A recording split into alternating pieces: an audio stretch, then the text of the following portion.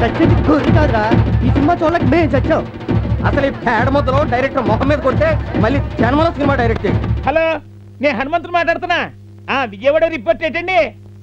అలాగా. అమ్మో, ఏమైందిరా? మన సినిమా సూపర్ ఫ్లాప్ అంటన్నా. వైజాగ్, రాజమండ్రి, నెల్లూరు, ఇప్పుడు విజయవాడ. మార్నింగ్ షో చూసిన జనం ఈ సినిమా తీసిన ప్రొడ్యూసర్ ని, డైరెక్టర్ ని బండ బూతు తింటున్నారంట. మ్యాట్నీకి ఆపరేటర్లు కూడా భయంతో సినిమా వేయడానికి రానేదటన్నా. 80 లక్షలు రా. కింగిలా బతికేవాడి వల్ల ఇప్పుడు ఏంటి చేయ లాభం? అందరూ నిన్ను చూసి అడిగిపోయేవారు. ఎప్పుడైనా ఎవరికైనా జడిసావా? అయినా నువ్వు పెట్టన్నా అన్ని తెలివితేటలు గలవాడు ఇలాంటి దొరికిపోయావు. అవునరా,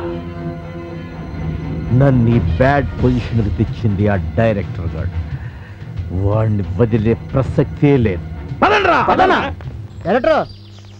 రే డైరెక్టరా, నీకున్నా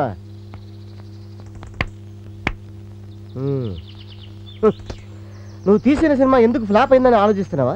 ఎందుకు ఫ్లాప్ అయిందని ఆలోచించడం లేదురా, ఎందుకు సక్సెస్ కాలేదబ్బా అని ఆలోచిస్తున్నా. ఓకే ఓకే ఓకే ఓకే, జరిగిందేదో జరిగిపోయింది. ఈసారి నేను తీయబోయే సినిమా ఎంటైర్ నేషన్ ని, అంటే జాతిని షేక్ అయ్యేటట్టు తీస్తాను. ఏంటి నువ్వు షేక్ చేసేది? ఆ ప్రొడ్యూసర్ ఇక్కడికి వచ్చాడంటే నీకు నాకు షేక్ అయిపోద్ది. పిచ్చోడా, అపజయానికి భయపడి పారిపోకూడదురా, జయం కోసం ఎదురొడ్డి పోరాడాలి. ఏంటి నువ్వు పోరాడేది? ఒరే బాబు, నీకు దండం పెడతాను. ఈ కళరంగాన్ని, సినిమా ఫీల్డ్ ని వదిలేరా, వాటి మానాన్ని అవి బతుకుతాయి. మన సొత్తూరుకి వెళ్ళిపోయి చిన్న అర్బన్ ట్యాంక్ పెట్టుకుని బతుకుతారా రాజాల్లాగా. పిరికి మందు పోయొద్దు. అనుకున్నంత అయింది. వెరీ గుడ్ టైటిల్, అనుకున్నదంతా అయింది. నేను నెక్స్ట్ తీయబోయే సినిమాకి ఈ టైటిల్ ఖరారు చేస్తాను. టైటిల్ కాదు, ఆ ప్రొడ్యూసర్ నిన్ను చంపడానికి మనిషి వస్తున్నాడు. ఏడిచాడు. అమ్మో, ఇప్పుడు ఎలా రా? ఐడియా, పని చేద్దాం. వాడు చెప్పక ముందు నువ్వే చచ్చిపో. అరే, నన్ను ఆత్మహత్య చేసుకొని చచ్చిపోమంటావురా? నా వల్ల కాదురా, నాకు భయం. చచ్చిపోయినట్టు నటించు, వాడు రాగానే మీకు మొహం చూపించలేక ఆత్మహత్య చేసుకుని చెప్తాను. ఆ 2 బూతులు తిట్టి వెళ్ళిపోతాడు. ఆ తర్వాత నువ్వు బతిపోతావు. అంతేనంటావా? చచ్చిపో.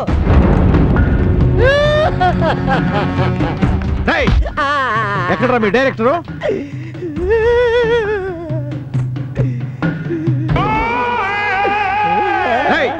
లేపరావండి. ఆయన లేపక్కర్లేదండి. ఏమైంది? ఆయనే లేచిపోయాడు. మీకు జరిగిన నష్టానికి మొఖం చూపించుకోలేక కోట్ర పురుగుల మంది తాగి చచ్చిపోయాడు. ఇప్పుడు అర్థమైందండి. ఆడు డైరెక్టర్ గారు పత్తి రైతు, అందుకే పురుగుల మంది తాగినాడే.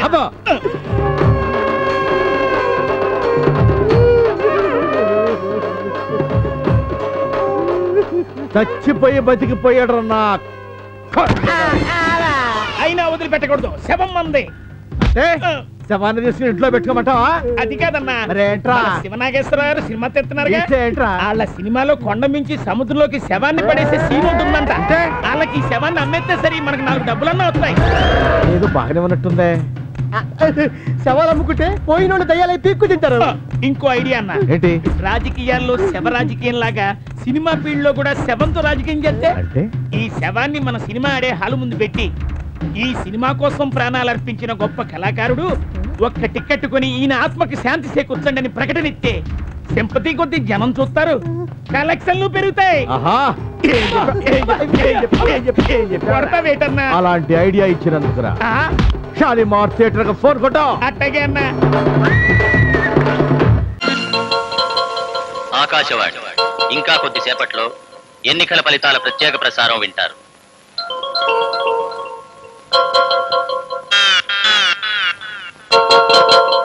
కంపెనీస్ పోయారేంటండి బాబు? పాపి చిరాయి అన్నారు, ఆయన ఎందుకు పోతాడండి? మరి కాలు చేతులు ఆటలేదు. అయితే శ్వాస కూడా ఆటలేదు బాబు. మీరెందుకండి కంగారు పడతారు? కాసేపు ఆగండి, ఆయన శ్వాస ఆడుతుంది, ఆయన లేచి ఆడతాడు.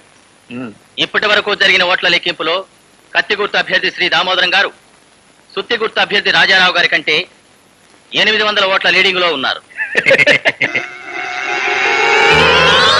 అయ్యా, ఎలాగూ లీడింగ్ తమరే గనక కొయ్యి బారిపోనక్కర్లేదు. కాఫో, పాలో, డికాషనో ఏదో ఒకటి తీసుకుని నిమ్మకారతో పుచ్చుకుంటాను. ప్రస్తుతం లెక్కింపు జరిగిన ఓట్లలో శ్రీ రాజారావు గారి కంటే శ్రీ దామోదరం గారు 300 ఓట్లు వెనకబడి ఉన్నారు. ప్రస్తుత ఓట్ల లెక్కింపులో శ్రీ రాజారావు గారి కంటే శ్రీ దామోదరం గారు 1000 ఓట్ల లీడింగ్ లో ఉన్నారు. నేను 1000 ఓట్ల లీడింగ్ లో ఉన్నానా? లీడింగ్ లో ఉన్నా లేకపోయినా తమరు బతుకున్నారు, అదే 10,000. కడపట అందిన వార్త ప్రకారం శ్రీ దామోదరం గారు 3000 ఓట్ల మెజారిటీతో రాజారావు గారి మీద విజయం సాధించారు. మనకెప్పుడు మంచి రోజులేనండి అయ్యా. కింద సంవత్సరం చూడండి, వేరుశనగ పంట మీద మనకు వచ్చినటువంటి లాభం 4,75,000 రూపాయల 36 పైసలండి. ఏ గోవిందయ్య, అసలు నేనేం అడుగుతున్నాను, నువ్వేం చెప్తున్నావు? చక్కెర గురించి అడుగుతుంటే వేరుశనగ లెక్క చెప్తావేంటి? ఉందండి అయ్యా, ఆ లెక్క కూడా ఉంది. షుగర్ ఫ్యాక్టరీ మనకు బాకీ ఉన్నది 2,03,00,000 రూపాయలండి. ఇకపోతే ఆగేదే చప్పిడి గంజి, పైగా చక్కెర గురించి గుర్తు చేసి బాధపడతావేంటి? అవ్వా, నేనెక్కడ గుర్తు చేశానండి? తమరే కదా షుగర్ లెక్కలు చెప్పమన్నారు. ఇప్పుడు వెళ్ళమని చెప్తున్నాను, వెళ్ళు. పుస్తకాలు ఇక్కడే ఉంచమంటారు, తీసుకెళ్ళమంటారా? తీసుకెళ్తావో మోసుకెళ్తావో వెళ్ళమని చెప్తుంటే. ఈ మధ్యన అయ్యారు కొంచెం బీపీ కూడా పెరిగినట్టుంది. ఏంటా చిన్నయ్య? ఏంటి గంజి తాగకుండా తప్పించుకుందాం అనుకుంటున్నారా? ఎలా తాగమంటావురా? ఉప్పు లేదు, చక్కెర లేదు. చక్కెర మన బాడీలో ఉన్నదే చక్కెర ఫ్యాక్టరీ కదా. ఇప్పటికే 3 గ్లాసులు తాగాను రా. ఇంకొక గ్లాస్ తాగారనుకోండి, ముందు గంజండి, తర్వాత లడ్డండి. తాగితే ఇస్తావా?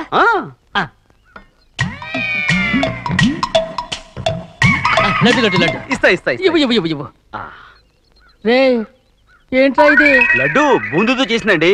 కంటిగా కనపట్టలేదు. కనపట్లేదా? ఈ బూతలు చూడండి, పెద్దదిగా ఉందిరా. ఈ వేళ కోట అదే తినండి.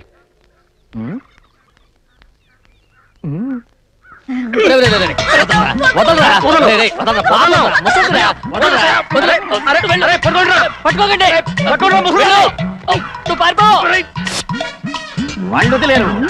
డొక్కటించా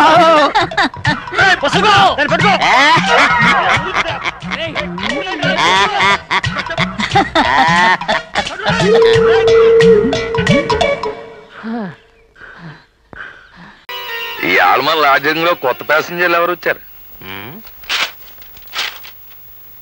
110 నంబర్లో సోంబాబు అనే ప్యాసింజర్ దిగాడు రా. సోంబాబు గారా? ఏ ఊరు? విజయనగరం. విజయనగరం.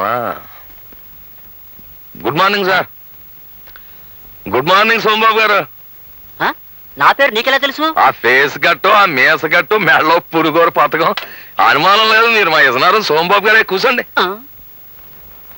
ఇదేటో నేను అడిగి అదేం లేదు బాబు, ఈ లాడ్జింగ్ లో అడిగెట్టిన వాళ్ళు ఎవరైనా మా మాలిష్ చేయించుకోకుండా బయటకు వెళ్ళడానికి వీలు లేదు బాబు.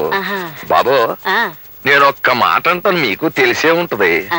మన ఇజనారం ఎలా టూరు బాబు. ఇజనారం నా టూరు ఓల్ ఇండియాలోనే కాదు ఇంగ్లాండ్ లో కూడా లేదని ఇంగ్లీష్ పత్రికలో వేశారంట. నిజమంటారు బాబు. All India record Ghantasala Venkateswararao దేవురు బాబు ఇజనారం. మరి వేణ పిడేలు ద్వారం వెంకట స్వామి నాయుడు దేవురు బాబు మన విజనారం. ఆల్ వరల్డ్ ఛాంపియన్ కోడి రామూర్తి బాబుది ఏ ఊరు బాబు? విజనారం. ఆయనది విజనారమే, మనది విజనారమే. అబ్బా ఆపోయా, నాది విజయనగరం వరకు తెగ పౌడేస్తున్నావు, నాది విశాఖపట్నం. అమ్మా దెబ్బ తినిపించావు బాబు. ఏట్రా పర్సనాలిటీ చూస్తే విశాఖపట్నం పర్సనాలిటీ విజనారం అంటాడేటా అని ఇందాక నుంచి నా మనసు పీకేస్తుంది. ఎలా టూరు బాబు విశాఖపట్నం. భలేవాడివయ్యా, మరి ఇందాక నుంచి విజయనగరం అన్నావు. అన్నానంటే పుట్టడం అంటే అక్కడ పుట్టాను కానీ ఇజ్జు నేర్చుకున్నదంతా విశాఖపట్నం బాబు. నేనే కాదు ఘంటసాల వెంకటేశ్వరరావు గారు కూడా కీర్తనలు అంటే విజయనగరంలో నేర్చుకున్నారు తప్ప కచేరీలన్నీ విశాఖపట్నాన్ని చేశారు. కోడి రామూర్తి గారు కూడా దండీలంటే విజయనగరం తీశారు కానీ కుస్తీలన్నీ విశాఖపట్నాన్ని కొట్టారు బాబు. పంచాయతీ బోర్డు ప్రెసిడెంట్లో జిల్లా పరిషత్ చైర్మన్ ఎంత గొప్పడో మిగతా ఊళ్ళ కంటే విశాఖపట్నం అంత గొప్పది. అమ్మ బాబు భలే ఉందయ్యా. అమ్మా అబ్బా, నీ మాలిష్ కంటే నీ మాటలే బాగున్నాయో. చిచి ఇదిగో ఏంటి కర్ణుడు పుట్టిన ఊళ్ళో పుట్టి రూపాయిస్తారా ఏంటి? కర్ణుడు విశాఖపట్నంలో పుట్టాడా? ఏం తమకు తెలదా? కర్ణుడు విశాఖపట్నంలో పుట్టకపోతే ఆ ఫైటింగ్ ఎక్కడి నుంచి వస్తుంది, ఆ డొనేషన్ దాళాలు ఎక్కడి నుంచి వస్తాయండి? ఏమో గాని ఇది చెప్పి నన్ను కర్ణుడు చేసేసా. ఇదిగో